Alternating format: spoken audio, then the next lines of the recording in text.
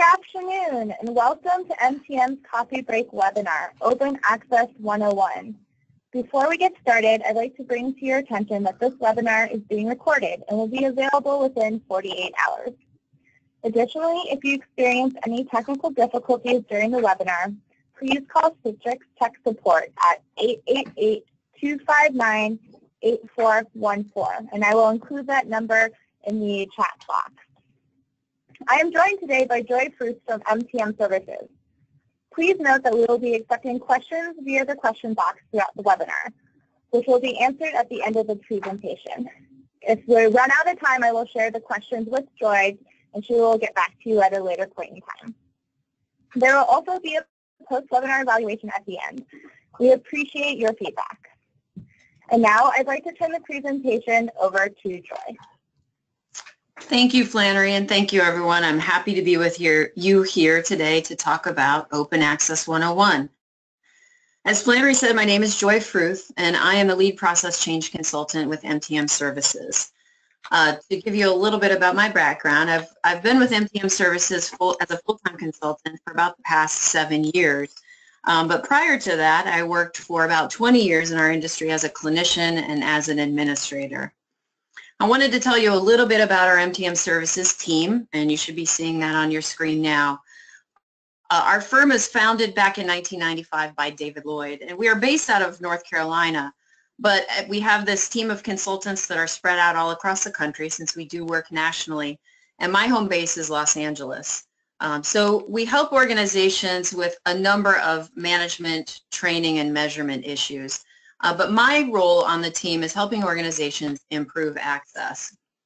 And so that's why I'm here talking with you about open access. This is something that we've got a lot of experience with. And as you can see from this slide, our organization has worked with more than 800 providers all across the country, covering different provider types in our industry. We've crossed 47 different states, and we've even done some international work. Well, we've done a lot of access redesign work, and that's why I highlight this, because I've been most involved in this. 5 National Council-funded access redesign grants with 200 organizations across 25 different states, a number of statewide efforts helping organizations improve access, and a number of individual clients. So we've got a lot of experience in this area. But we're here to talk about open access. And first, I wanted to start with a couple of poll questions. We'll see if Flannery is able to launch these. So you should see a poll question pop up on your screen. Please take a few minutes to answer this first question.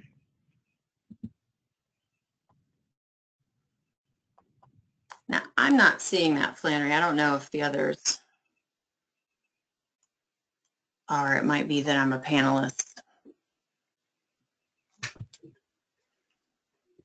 We're getting some responses right now. So I will close the poll in about 10 seconds. So if you haven't voted yet, please do so.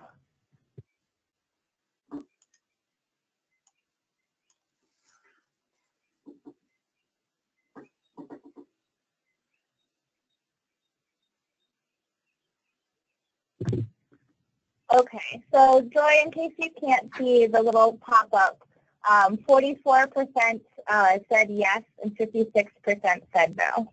Okay, interesting, about a half and half split. The reason that I asked this first question, does your organization offer open access currently, is because in my webinars, in my presentations, I typically get 1 of 2 participants, and our results showed that. The first type of participant is a representative of an organization who's already doing open access, and they're hoping that by attending this webinar, they might learn something new about open access, or perhaps get a better understanding of maybe why their open access isn't doing what they want it to do. The other type of participant I usually get in these webinars is someone who's from an organization who's never done open access, and so they're looking to find the basic building blocks. How do they get there? How do they build open access? Now, it might seem that those 2 organizations would have very different needs, but the reality is if you're representing an organization who's doing open access, and for some reason it may not be doing what you want it to do, you're looking for help in diagnosing problems, you would just go back to the basic steps, the 5 steps to open access that we'll cover a little bit later. You can usually diagnose what's wrong by going back to basics and starting from scratch and going through the design steps to figure out what might not be working. So hopefully with what we've designed today, we'll be able to meet the needs of both of those groups. Now let's do number 2 if we can, Flannery. Second question. Okay, please take the next 15 or 20 seconds to answer the second question.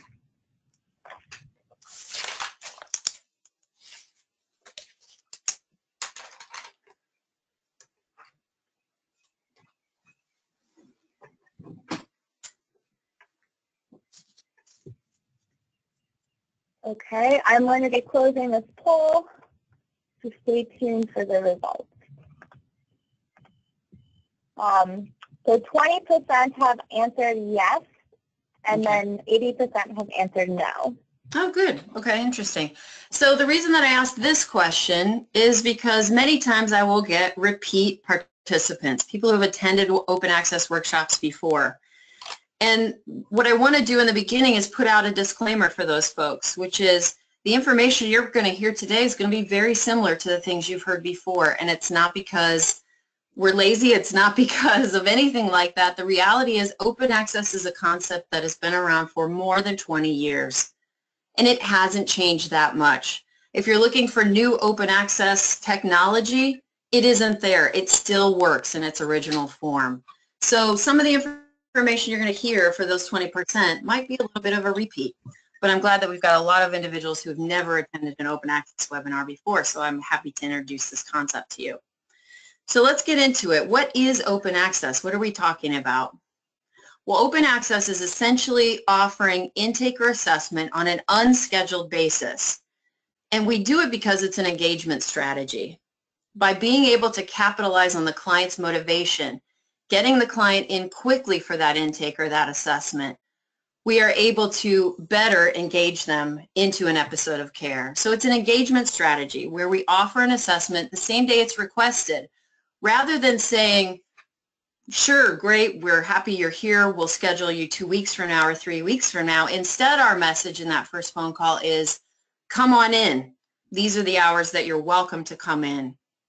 So there's no scheduling delay, there's no wait list, and it results in a complete eradication of no-shows. Open access and same-day access are often used synonymously. So you may have heard one term or the other. They're oftentimes used to mean or to refer to the same concept. And as I alluded to earlier, open access is not really an evolving science. It's the same concept that's been around for 20 or 30 years. So what are the components of an open access model? There are some basic components. Now, each organization that implements open access might apply these a little bit differently, but there are these basic components. One, we offer blocks of time. Blocks of clinician time when clients are invited to walk in, unscheduled, and have an assessment. There is a calculation that goes into determining the number of hours, and we'll get into that when we get into the 5 steps to design open access. But basically, we need to offer blocks of time when clients are invited to walk in. That's component 1. Number 2, when that client does walk in for the assessment, we have a clinician that completes the assessment and at least one goal of the treatment plan based on the client's presenting problem. And we want to answer the 5 questions. Our goal should be that in that one session after the client has walked in, that we're able to answer the 5 essential questions. What are the 5 essential questions? Well, they're the things anybody would want to know at the beginning of care or a treatment or an episode of care. And if you put yourself in our client's position, you probably understand you'd want to know these same answers. Number 1, what's wrong with me? So we should be able to answer at the end of our assessment, give that client a diagnosis based on what we're hearing. Number 2, can you help me fix it? The client wants to know if they're in the right place. Are you the right person, or is this the right organization to help us fix it? So we want to give them that assurance. They want to know how much it's going to cost them. So we should be able to answer that for them on day 1. They want to know how long it's going to take. What are we asking of them? What are we asking them to invest in terms of time? We should be able to answer that for them on day 1. And then what are my next steps? So the client should leave. That leads me back to number 3. The client should leave the office with a therapy appointment or a treatment appointment or perhaps even a psych eval if that's warranted. And we'd want to target a return date within 5 to 8 days of the intake or the assessment. The reason for that is based on statistics. What we see is that after 12 days, the no-show rates really start to skyrocket. So we would want to have our clients back well within that 12 days of intake. These are the basic components of the open access model. Now, a point that I want to make about open access is that it's not always the right fit for every organization. In the 7 years that I've been working in this capacity, helping teams all across the country, I've encountered 3 teams for whom open access was not going to improve upon the services they were already offering. And those are typically smaller organizations. What those 3 organizations had in common is that they all did less than 10 assessments each month. They all offered same-day scheduling already, and their no-show rates were less than 10%. So generally, if you fall within those categories, open access may not be the right fit for you. You may not need to move toward this. But each organization, in evaluating whether or not open access is right for you, should use these questions to evaluate that. Will open access do all of the following? Will it maintain or enhance the quality of care we deliver? And what we mean there is, will it reduce our wait days for clients? If it will, then you're going to want to move forward. Number 2, will it help us deliver care more efficiently? Are we going to save clinician time when we're not having so many no-shows? If so, then you want to move forward. 3, will it help us conform to our compliance requirements? And in most cases, it does. In fact, that's where we're seeing our healthcare move toward a need to offer quick, easy access. So who wins with same-day access? Well, consumers are our first winners. With shorter wait times, they engage better into services. We know that longer waits result in higher no-shows. The data that I have on the screen right now covers one of our access redesign grants through the National Council. Represented here are 22,000 assessment events, and along the bottom axis, those are wait days. So with 0 days wait, 90% of clients would show up. 0 days wait, that's the best possible access. Still had about 10% of clients who didn't show up. But look what happens with only 1 day wait. That no-show rate, represented here in the red, doubles. So every day is critical for capitalizing on that client's engagement. And open access gives us the best ability to move a client quickly into assessment. Now, when we do that, what we also typically see is an increase in show rates for the next service appointment. So now along the bottom axis, what we have here are months. These numbers represent months. 7 is July, 8 is August, so on and so forth. This team went to open access between September and October, and what we see is almost a 10% increase in their kept rates for the service appointment that follows intake. And that is pretty typical. So consumers are our first big winners. With shorter wait times, they're better able to engage into care. And so imagine, instead of saying to a client, we'll get you in 2 weeks in our next available appointment, you're able to say, come on down. We're here, we're waiting, we're ready for you. And look how happy she is. So consumers are our first winners. Our second winner, clinicians. By freeing up time to do other tasks. When they no longer have those no-shows for assessment, they can use that time for therapy, for groups, for other things. So to illustrate this, in the schedule model, which is what you see on the left, clients call, we screen them, and we schedule everybody who seems appropriate. Let's say we schedule 100 individuals or 100 sessions. That might be roughly 100 clinician hours, but a portion of those are not going to show up. If you have a 25% no-show rate or a 30% no-show rate for intake, that's 1 out of 4, 1 out of 3. That's 25 or 30 hours that is ultimately lost in that month, let's say, if it's 100 hours. In the open access model, we don't set aside as many clinician hours. We only set aside the hours that we know statistically we will use. So instead of setting aside 100 hours as if everyone was going to show up, we would start with 75 if we had a 25% no-show rate. So it's fewer hours of clinician time just from the start, which means they're freed up to do other things. So clinicians are our next winners. And the triple win is our organizations win. If it helps us meet our evolving healthcare standards, which I referenced earlier, we are seeing our industry move in this direction. Accreditation requirements are now often requiring same-day access. We're even seeing states move to requiring same-day access of their providers, MCOs, CCBHCs, the list goes on and on. So our organizations are our third winner. So in evaluating whether or not you should move to open access, you have to ask yourself, could we do better in terms of our no-show rates? Do we want to increase our client engagement? And most often the answers to these questions are yes. Could we benefit from increased productivity on the part of our clinicians by reducing those no-shows? Will it help us meet our accreditation standards, and do we want to make our referral sources happy? I think we'd all say yes to that. Referral sources love this because they're able to send their clients right over to you. Just send them over. We're here, we're ready. So now if you've determined that open access is right for you, how do you set it up? Well, again, it's not a one-size-fits-all approach. There are 3 basic components, but within that, then each organization must tailor their open access design to fit their specific needs. So I'm going to walk you through those steps. The first piece of advice, though, is to have courage. The anxiety about this change is often 10 times worse than the change itself. When I propose open access to teams, most often I get 2 questions. 1, what if nobody shows up? That's the picture on the left with the tumbleweed rolling through your waiting room. The other extreme that I get in terms of questions is, well, what if everybody shows up? That's the picture on the right, where everybody's beating down your door. The reality is, if you do this correctly, if you use your own data to design this, then neither of these extremes should occur. So how do we do this correctly? Well, first, there are basically 5 steps. The first is establish your clinician hours. To establish your clinician hours, you must calculate the number of hours you actually need based on the number of assessments that are currently kept.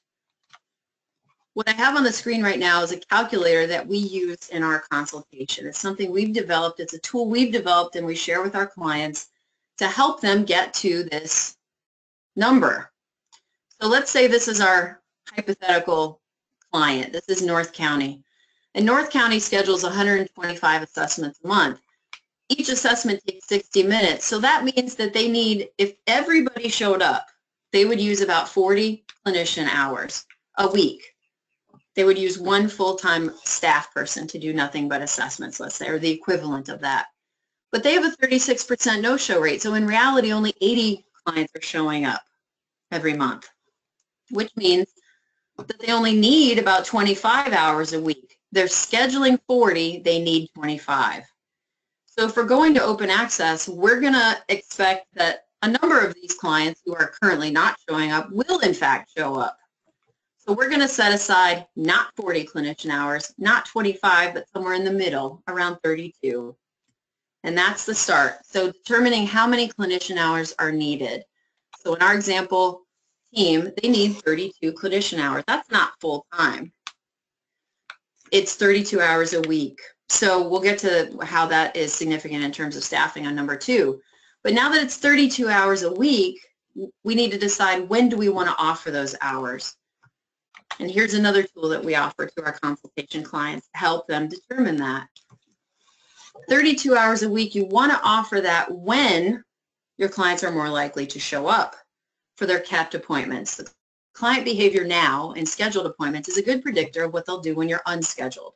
So you would want to use that data to help inform when you should offer those times. If this was our example organization, what we can see from their show rates in green is that clients are more likely to show before 2 p.m. So you'd want to offer those 32 hours skewed more toward the morning rather than the afternoon if this was their data. So our organization has enough hours to offer same-day access, meaning Monday through Friday. They have a need for 32 hours a week. And now we need to decide when those hours should be offered using our data. The next step is selecting your staff. So who's going to staff those 32 hours a week? Well, since it's not a full-time job, they could choose to use a designated assessor. That might be one person who does all the assessments for their organization 32 hours a week. And the other 8 hours, if they're a full-time staff, are covered with a small caseload. That's one option. The other option is using rotating assessors. So with the need for 32 hours a week, they can do 4-hour blocks of time and rotate 8 clinicians through the week. So this is a decision. There is no right or wrong way. Organizations have been successful utilizing either of these methods, but you need to choose how you want to staff it. Part of your staffing is designing your contingency plan, and this is our plan B. So let's say we're staffed for 4 clients to walk in the door and we have a 5th person who walked in. What do? Well, we know our assessors won't be able to see that person, so we're going to have to look elsewhere. And our first step in our contingency plan is almost always to search to see if we have another clinician who might be available because they had a no-show or a late cancellation. And we're going to ask that person or inform that clinician that we have an assessment that they can help us out with, because we don't want to turn this client away if we don't have to. So we search our resources and utilize what we have. If we don't have a clinician available, then our next step is going to be to look for a supervisor. Do we have a supervisor who can help out? They have the skills, they have the abilities. They may not carry as large a caseload or any caseload, so they could be maybe more flexible and available. That's our next step. As a last resort, we may have to turn this client away, but we will do so with a preferred slot. And a preferred slot is kind of like a scheduled appointment, but it happens within our open access hours. So we would ask the client to preference a day and a time tomorrow or during our next open access day.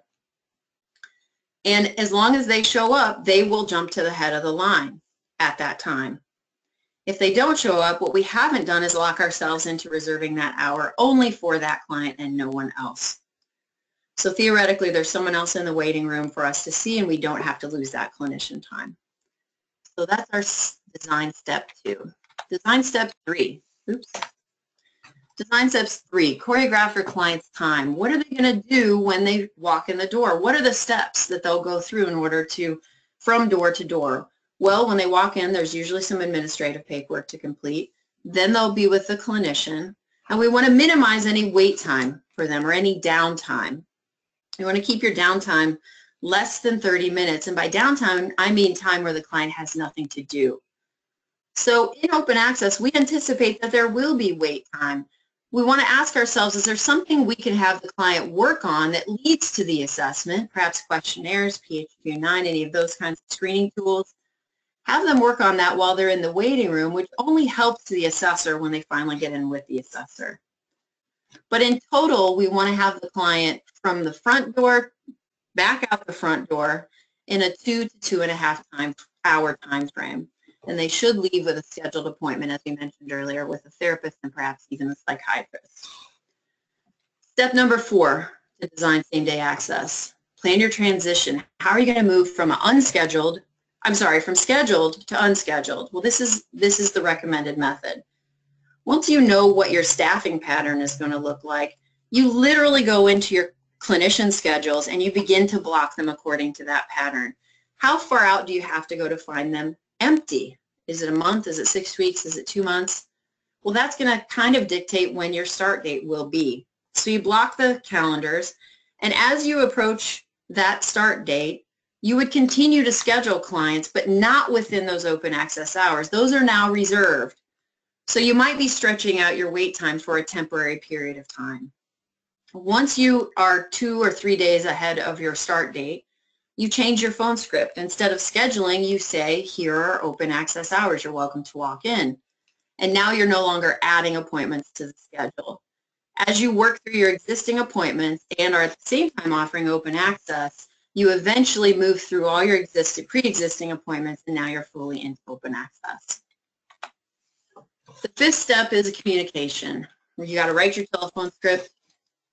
That is, what are the questions that we ask for basic screening on the phone to determine, should I give them the open access hours or should I refer them out right now? You want to target about a 2 to 3 minute phone script. You also want to then, at the end of that script, describe your open access hours, and there's some words to avoid in that. Things like first come, first serve. This is a very common mistake. When you say we offer open access from, say, 8 to 2, Monday through Friday, on a first come, first serve basis, what you imply is that there's not enough service to go around, and you will see clients lining up at your door at 7:45 and 7:30. That's not what we want. So that's something to definitely avoid in your phone script. You need to select your floor general. This person is a lead support staff member who kind of takes charge of the waiting room during open access hours. Their motto is, no client left behind. They know who's working on their forms, who's struggling with their administrative forms, who needs help, who's next up to go in with the clinician, and they know how many minutes the wait's going to be. They're also the ones who initiate the contingency plan when we need to.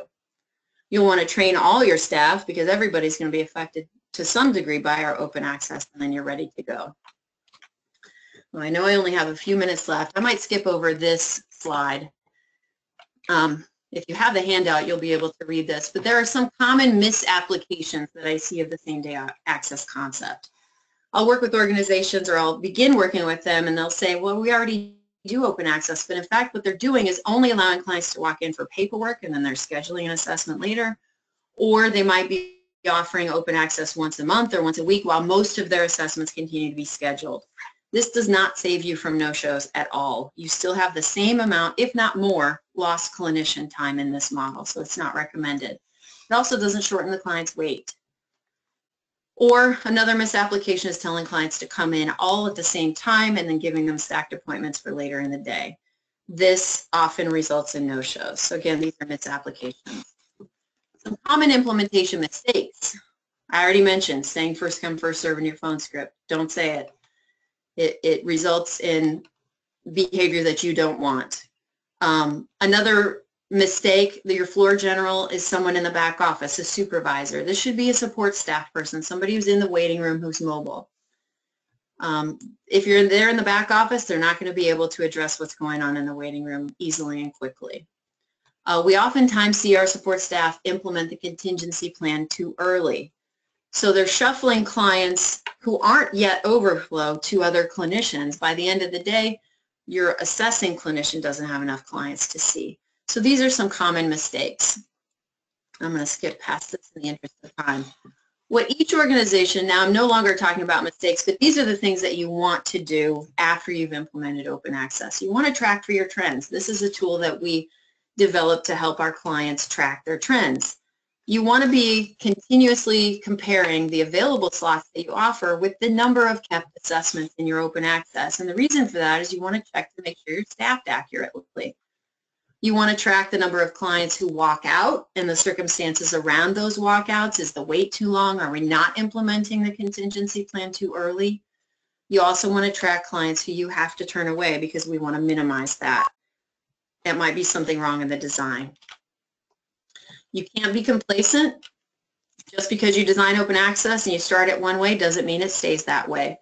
You will make adjustments as you go on. That's very normal. But it usually calms down after the first month and becomes more of a routine. And then you might be just planning ahead for seasonal or holiday fluctuations. You want to track and report the impact. The data that you see on the screen is from a North Carolina team. And they asked their clients to report on their experience. What they found was that if they didn't offer open access, clients reported they would have been more likely to go to the emergency department or suffered in silence or waited long times to get help. I wasn't muted. Can you all hear me? I just got a message that it seemed like I might have been muted. Okay, well, hopefully you can hear me. I'm almost done. This is my last slide. So you want to, well, no, one more. You want to track and report your impact.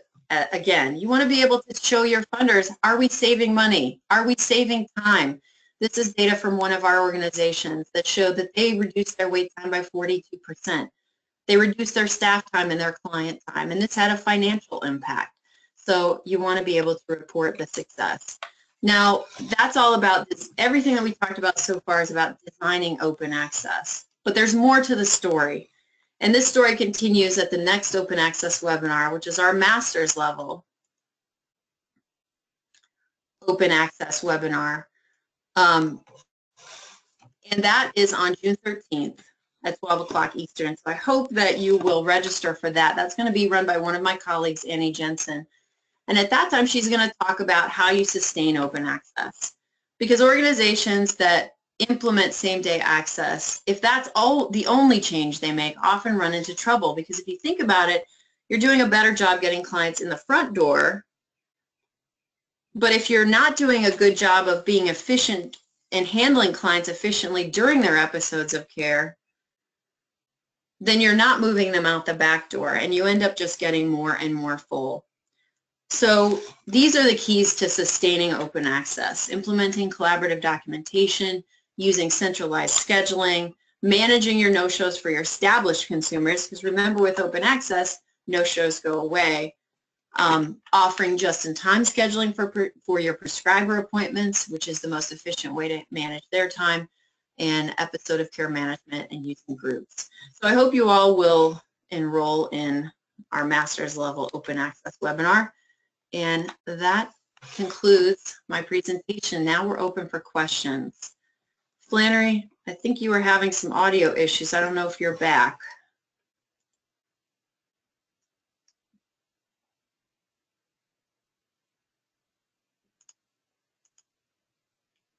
All right, it sounds like Flannery is not back.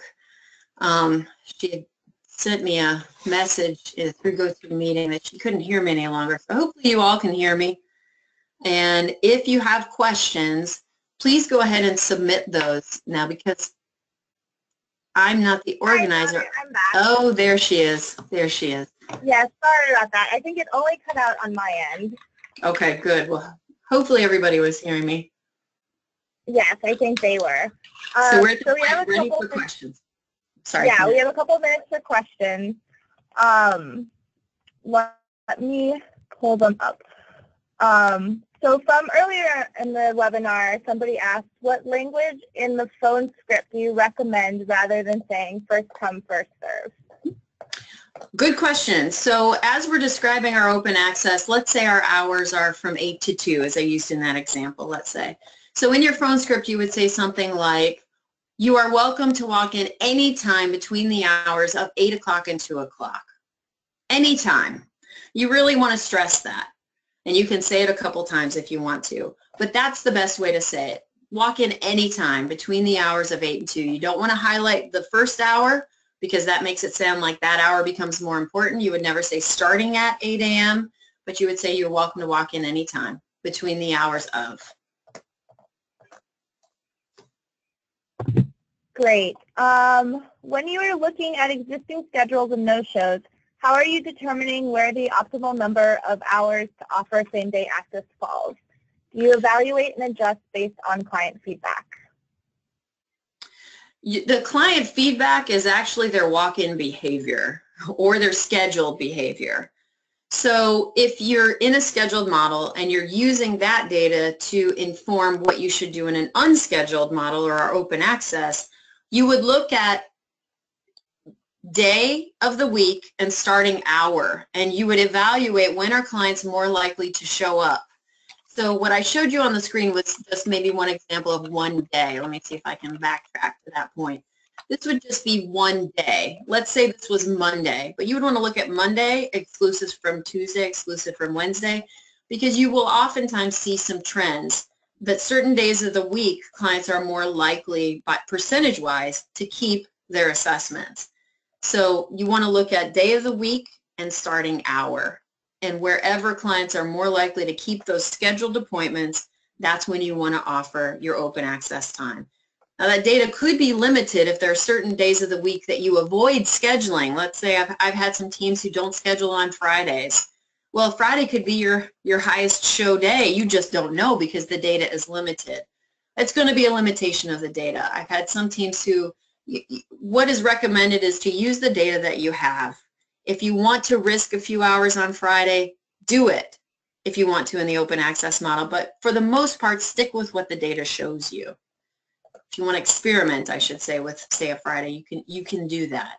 You can always change it. The good thing about open access is you have not locked yourself into scheduled appointments. So if you need to make changes to your schedule, you can make them. You just then change your phone script.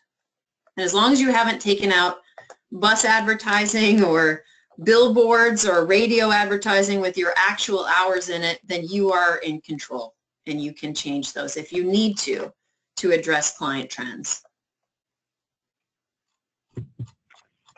Another question, are you stating that you don't recommend that any agency should not do same-day access only certain days in the week, or did this person misunderstand? Well, I'm not sure I understood the question.